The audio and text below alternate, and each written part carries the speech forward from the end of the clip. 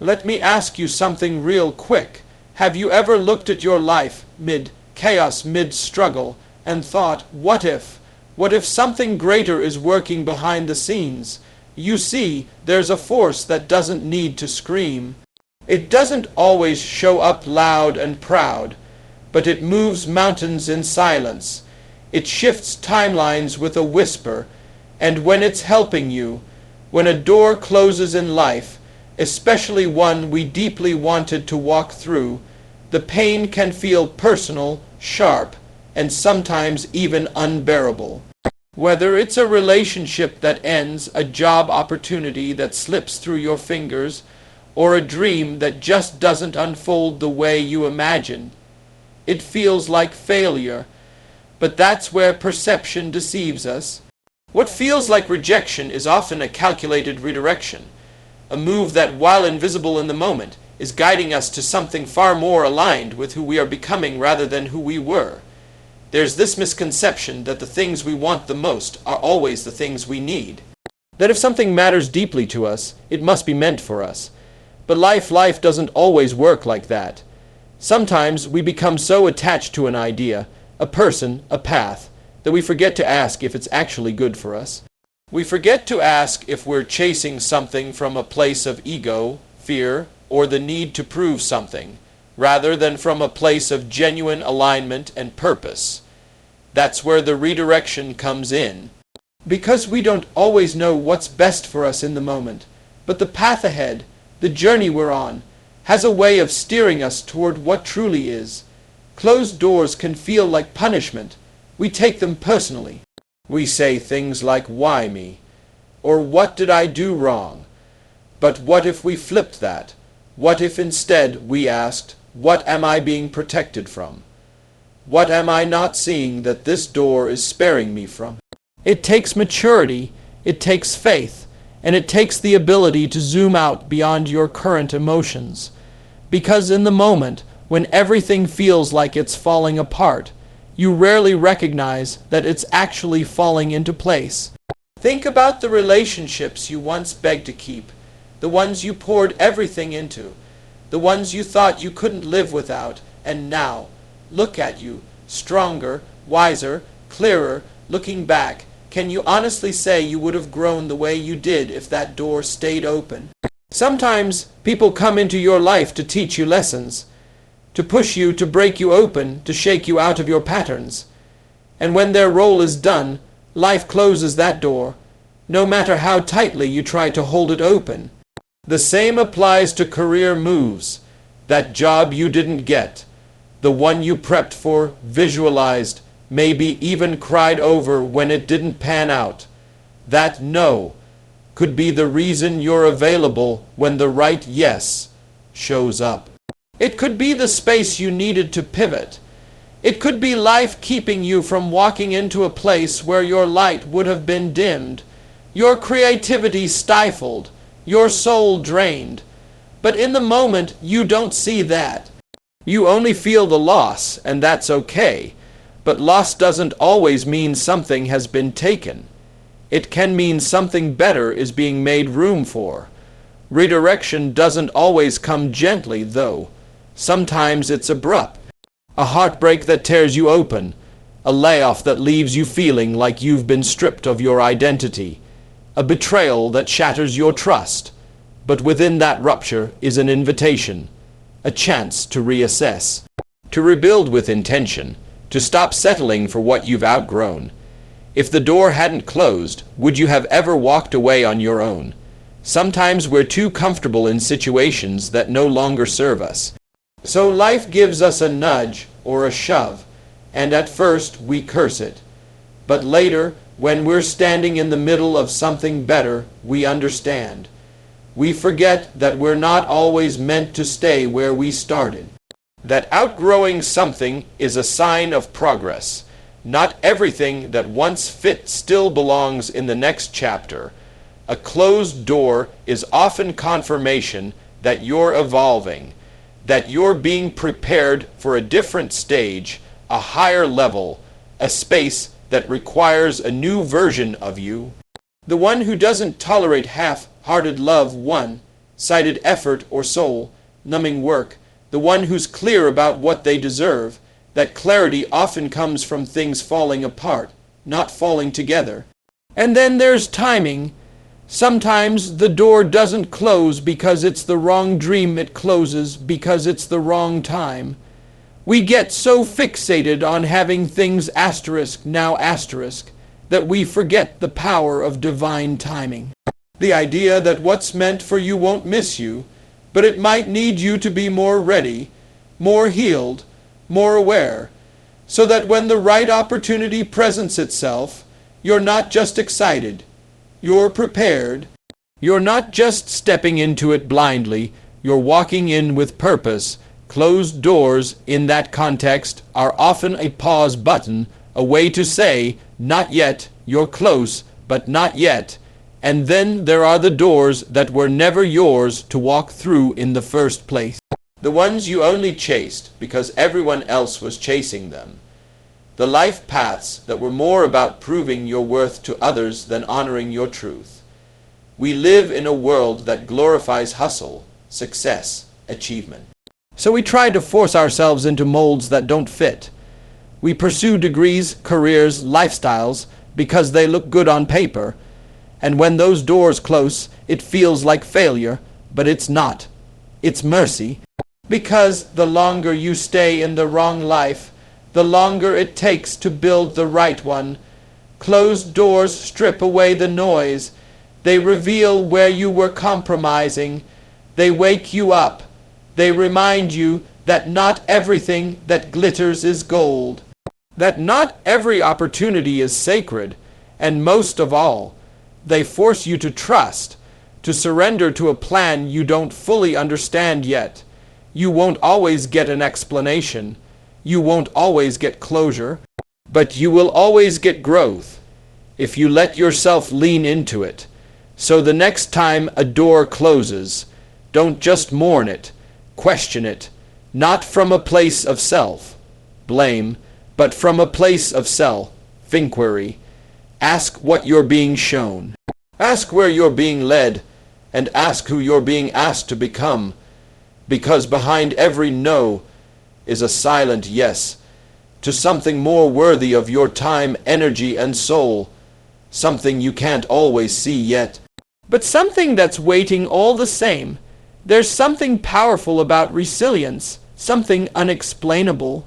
When life hits you with more than you think you can handle, when it piles up disappointment after disappointment, and you still find a way to stand, to breathe, to try again, that's not just willpower. That's something deeper, because let's be real. There are times when, logically, you should have quit. You had every reason to stay down. You were tired, drained, broken, and yet, there you were, getting back up. Maybe not with a roar, maybe not with confidence, but with determination that made no sense. That kind of bounce back, it's a sign, a message. You're being carried, you're being built. See, people talk about strength like it's something loud, something obvious. But real strength, it shows up quietly. It's in the mornings you didn't want to get out of bed, but did anyway. It's in the times you chose to keep going without applause, without recognition, when no one saw your struggle, but you kept moving anyway. That kind of strength doesn't just come from nowhere. It doesn't just come from you. It's fueled by something greater, a force that refuses to let you sink even when you're convinced you're drowning. Every time you thought you'd hit your limit, but still managed to take one more step, you were being strengthened from within. That resilience isn't ordinary, it's not common, it's divine. There are moments in life that shake you to your core. A diagnosis, a loss, a betrayal, a season of complete uncertainty, the kind that makes you question everything. And in those moments, it feels like something inside you is breaking, and maybe it is. But what's actually breaking is the version of you that couldn't carry what's coming next. What's breaking is the illusion of control, the attachment to comfort, the expectations that were limiting your growth. And from those cracks, something tougher is formed, something wiser, something unshakable. That's the process. That's how resilience is built, not in the easy seasons, but in the ones that test every fiber of your being. It's easy to look at people who seem strong and think they were born that way. But what you're not seeing are the nights they cried themselves to sleep, the battles they fought in silence, the moments they felt weak but still showed up.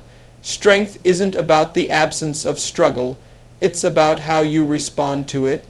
And when you keep showing up, even when everything in you wants to stop, that's not just strength. That's evidence you're being molded for something more. That's evidence someone is walking with you, even in the shadows. There's a quiet grace in surviving, in holding on when there's nothing left to hold onto but hope. Hope that things will change. Hope that it will make sense someday. Hope that all of this isn't for nothing. And when you can't even find that hope, but you keep going anyway, that's resilience in its rawest form. That's your soul refusing to give up. You don't always need to understand the why in the moment.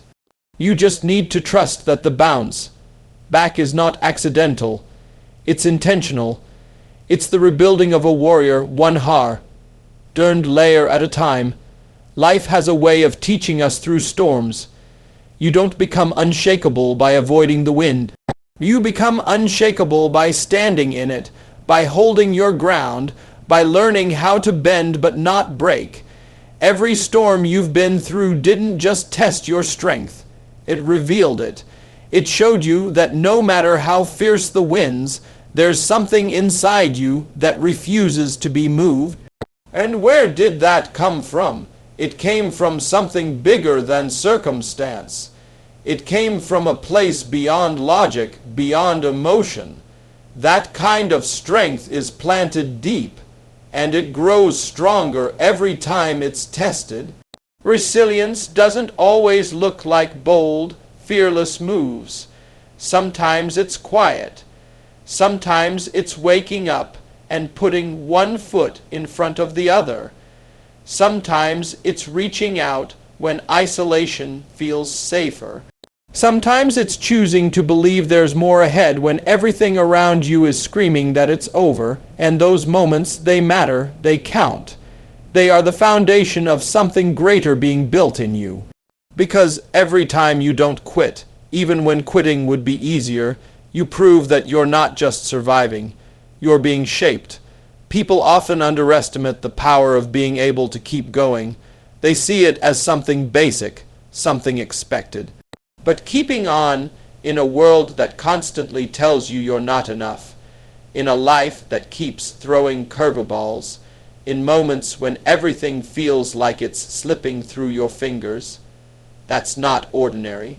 That's sacred, that's powerful. That's what separates those who merely exist from those who rise, and the rising doesn't always happen all at once.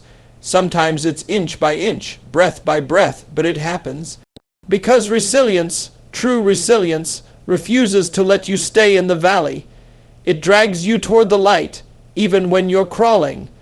There are moments you'll look back on and realize you should have been crushed. Times you'll wonder how you got through without falling apart completely, and in hindsight it won't even make sense, but that's the point. You weren't meant to break. You were meant to bend, to adapt, to learn, to evolve. And each of those low points served a purpose. They stripped away what wasn't serving you. They revealed what mattered. They clarified what you stood for, and more than anything, they made you realize what you're truly capable of. Resilience isn't just about getting through. It's about what awakens in you during the process, the strength, the awareness, the vision, the deeper connection to who you are. And once that's unlocked, you can't go back to the version of yourself who thought they couldn't handle it. You've seen too much. You've endured too much. And now you walk differently. You speak with more conviction. You move with more certainty. Not because life got easier, but because you got stronger.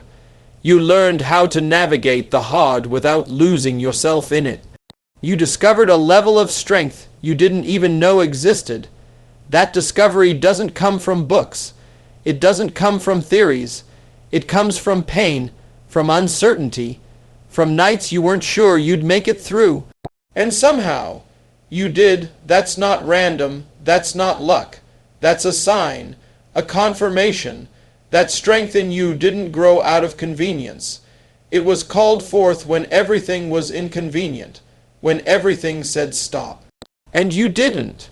You kept going, even when it didn't make sense, even when it hurt, even when it felt like the whole world was against you. And that's why resilience is proof of something greater moving through you. Because human will alone doesn't always carry you through the fire. Something more has to be holding you, something unseen, something unstoppable.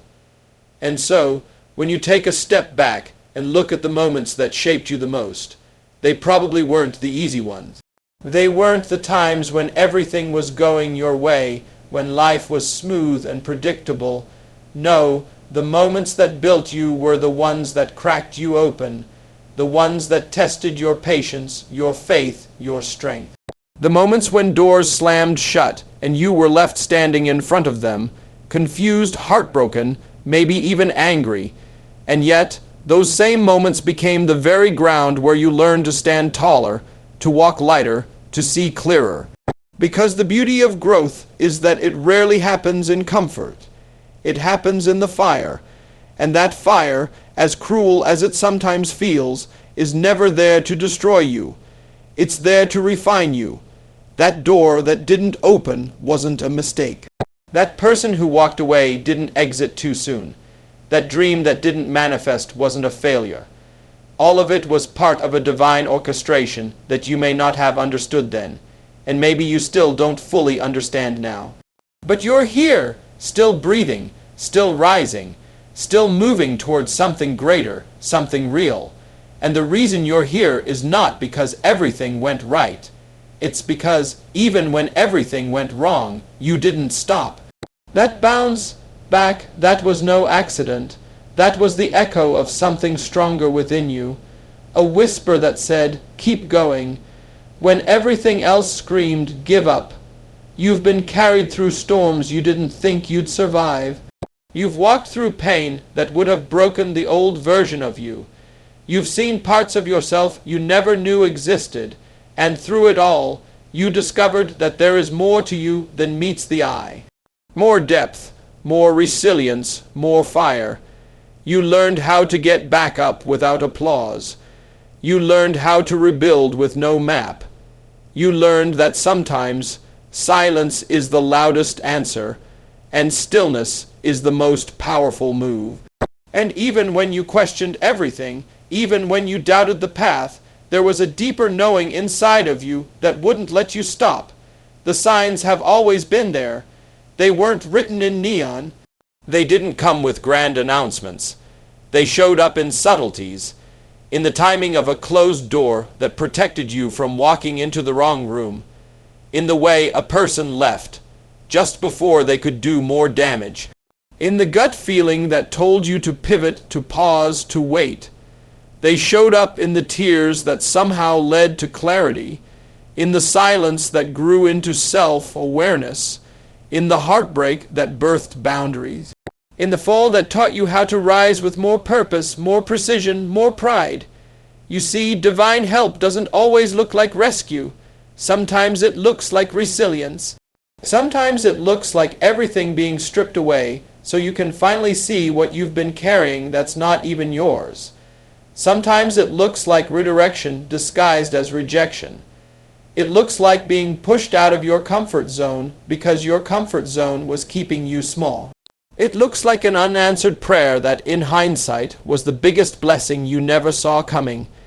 It looks like the courage to choose yourself, to let go, to start again, to believe not because it's easy, but because deep down, something in you refuses to give up. That's the kind of strength that doesn't just show up. It's drawn out of you, pulled from the depths you didn't know you had. It's developed in the shadows, in the solitude, in the seasons when no one is clapping for you and everything feels uncertain. And still you rise, not for show, not for validation, but because something inside you knows that this life is bigger than what you lost, that your story isn't over just because a chapter ended, that there's more ahead, even when you don't have the blueprint. You are not here by accident. You didn't survive what you did just to go back to playing small. You didn't get back up all those times just to coast. Everything you've been through, every door that closed, every scar, every tear, it all brought you here. And here is not just a place of survival. It's a launching pad, a new beginning, a sacred pause before the next leap. And the version of you that's standing here now, that version is powerful. That version knows how to move through storms. That version is ready to walk through the right doors, without fear, without hesitation, without needing to drag anything or anyone that's not meant for the journey ahead.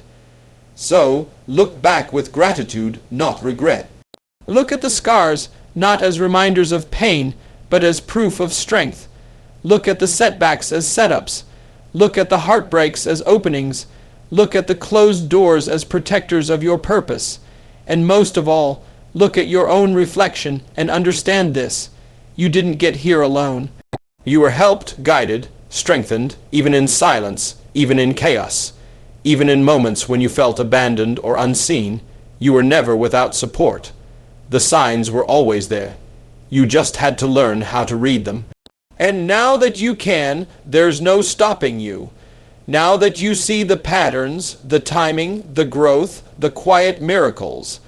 Now that you understand what those closed doors and bounce backs really meant. You move differently. You trust deeper. You let go quicker. You stop forcing and you start flowing. You stop chasing and you start attracting. You stop begging and you start becoming. And that's what this journey has always been about. Not proving your worth, but knowing it. Not controlling the path, but trusting it.